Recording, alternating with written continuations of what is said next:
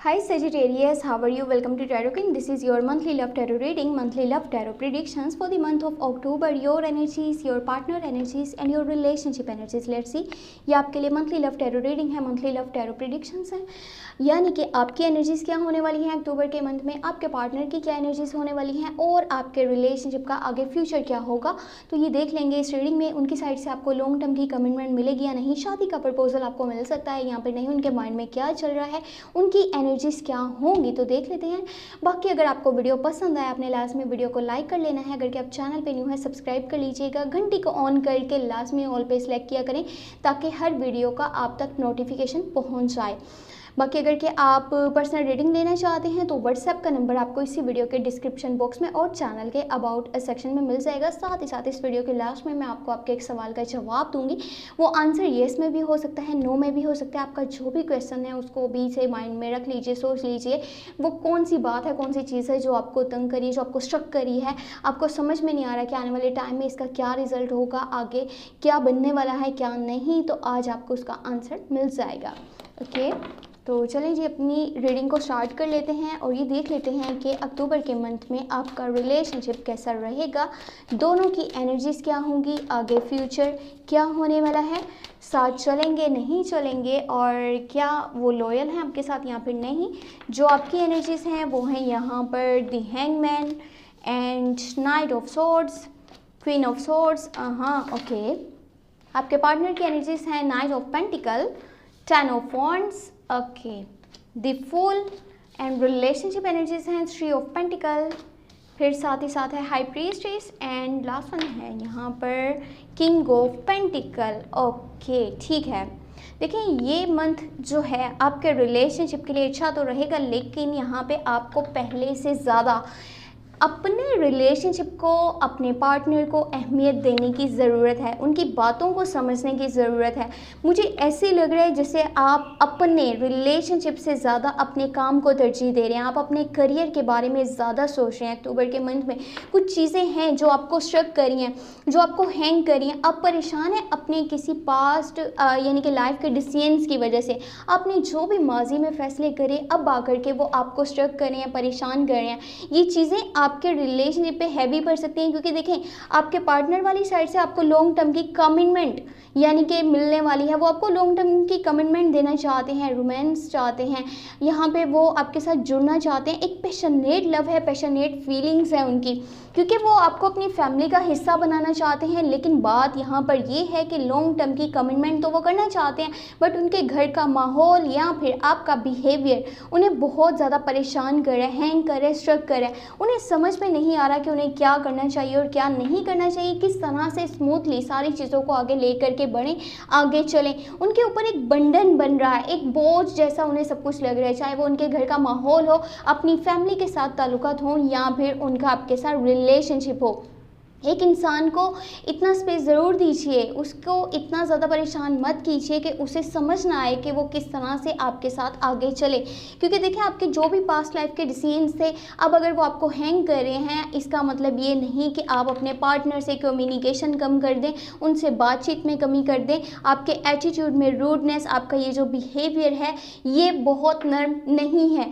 आपके बिहेवियर की वजह से आपके पार्टनर को अपने डिसीजंस बहुत मुश्किल लग रहे हैं। वो किस तरह से आगे बढ़ेंगे, किस तरह से इस रिलेशनशिप को लेकर के अच्छे से चलेंगे, उन्हें कुछ भी समझ में नहीं आ रहा। तो कोशिश कीजिए एक दूसरे को समझिए। ये आपकी तरफ से कम्युनिकेशन में कमी आएगी, अक्टूबर के मंथ में आपकी तरफ से कम्युनिकेशन में कमी आएगी। आप बातचीत करना कम कर देंगे, आप ज़्यादा बातचीत नहीं कर रहे अपने पार्टनर से, और इसका रीज़न ये है कि आपके अंदर मैं है, आपके अंदर एटीट्यूड है, आपके अंदर रूडनेस है।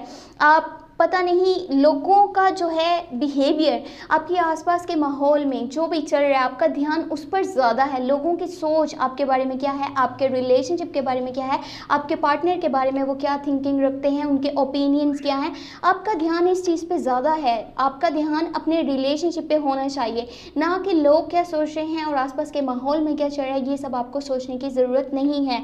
देखिए अगर के आपके रिलेशनशिप में कोई भी थर्ड पार्टी सिचुएशन आती है, या अगर देखें कोई भी बाहर वाला आकर के आपके रिलेशनशिप को ख़राब करने की कोशिश करता है, तो ये सारा आपकी ज़िम्मेदारी बन जाएगी कि आपने कैसे संभालना है अपने रिलेशनशिप को। किसी थर्ड पर्सन को आप मत आने दीजिए अपने प्यार में, अपने रिलेशनशिप में, क्योंकि ये चीज़ें आपके रिलेशनशिप को, आपके ताल्लुकात को ख़राब कर सकती हैं। जो भी आपके माइंड में चल रहा है उसको बताने की कोशिश कीजिए, उसको समझाने की कोशिश कीजिए आपके पार्टनर को, यानी कि आप क्या चाहते हैं, आप आपके आगे लाइफ के लिए क्या प्लान्स हैं, आपकी जो भी सोच है उसको अपने पार्टनर के साथ शेयर कीजिए। इस तरह से जो भी उनकी थिंकिंग है, उनके ओपिनियंस हैं, वो क्लियर हो पाएंगे, वो समझ पाएंगे कि आप आगे क्या करना चाहते हैं, क्योंकि उनके वाली साइड से तो लॉन्ग टर्म की कमिटमेंट है। वो आपके साथ आगे बढ़ना चाहते हैं, अपनी फैमिली बनाना चाहते हैं, अपनी लाइफ को आगे लेकर के चलना चाहते हैं, शादी के लिए आपको प्रपोजल देना चाहते हैं। लेकिन वहीं पे कुछ चीज़ें हैं जो उन्हें तंग करी हैं, जो उन्हें परेशान करी हैं, वो है आपका बिहेवियर, आपका एटीट्यूड, आपके अंदर जो रूडनेस है वो चीज़। अपने काम पे तो आप ध्यान दे रहे हैं, अपने करियर पे ध्यान दे रहे हैं, लेकिन इसका मतलब ये नहीं है कि आप अपने ताल्लुकात से एकदम से बेखबर हो जाएं, आप अपने रिलेशनशिप के बारे में ना सोचें या उसको भूल जाएं। देखिए, लाइफ में हर चीज़ को लेकर के आगे बढ़ना बहुत ज़्यादा ज़रूरी है, चाहे वो ताल्लुकात हो, वो रिलेशनशिप हो, वो आपकी जो है फैमिली मैटर्स हो, घर का माहौल हो, कुछ भी, हर चीज़ पे अच्छे से ध्यान दीजिए। ये नहीं कि एक चीज़ पे ध्यान दिया तो दूसरे को बिल्कुल ही छोड़ दिया। बाकी ये रीडिंग जो है थोड़ी सी मिली जुली है, जहाँ पे एक पर्सन जो है लॉन्ग टर्म की कमिटमेंट करना चाहता है, शादी के लिए प्रपोजल देना चाहता है, वहीं पे आपकी साइड से जो आपका बिहेवियर है, आपकी जो एनर्जीज़ हैं वो थोड़ी सी मुझे नेगेटिव नज़र आ रही हैं। अपने अंदर चेंज लाने की कोशिश कीजिए, अच्छे से लाइफ में आगे बढ़िए, जिससे भी बात कीजिए, जिससे भी ताल्लुक़ रखिए, दिल से रखिए। ये नहीं कि जस्ट आप किसी दिखावे के लिए या किसी मतलब के लिए ये चीज़ें कर रहे हों। तो अभी देख लेते हैं आपके सवाल का जवाब, वो हाँ में है या फिर ना में है। आपको आंसर जो है आपका हाँ में मिलने वाला है या फिर ना में मिलने वाला है। तो आई होप अभी तक आपने अपना सवाल सोच लिया होगा। आप क्या जानना चाहते हैं, क्या पूछना चाहते हैं रीडिंग में, ये आपके लिए पर्सनल रीडिंग है और आपको आंसर मिल जाएगा अभी के अभी कि हाँ में है या फिर ना में है। ओके, देख लेते हैं, लेट्स सी। शोर के लिए माफ़ी चाहती हूँ, माफ़ कीजिएगा। यहाँ पे आपने जो भी सोच करके रखा है अभी के टाइम में, इसका जो जवाब है वो ना में है। जो भी आपके माइंड में चल रहा है इसका आंसर नो में है। लेकिन एक बात मैं आपको क्लियरली बता दूँ, ये चीज़ बहुत जल्दी आपके सामने आ जाएगी।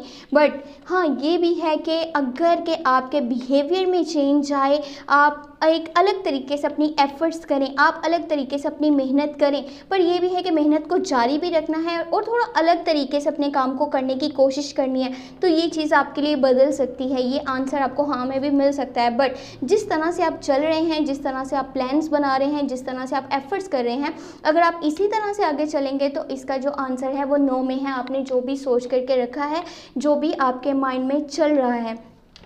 तो अगर आपको वीडियो पसंद आए तो आपने लास्ट में वीडियो को लाइक कर लेना है। चैनल पे न्यू है तो सब्सक्राइब कर लीजिएगा, घंटी को ऑन करके ऑल पे सेलेक्ट कर लीजिएगा। पर्सनली कुछ भी पूछना चाहते हैं, रीडिंग लेना चाहते हैं, तो व्हाट्सएप का नंबर वीडियो के डिस्क्रिप्शन बॉक्स में मौजूद है। आप मुझे व्हाट्सएप पे कॉन्टैक्ट कर सकते हैं, अपने लिए पर्सनल रीडिंग ले सकते हैं।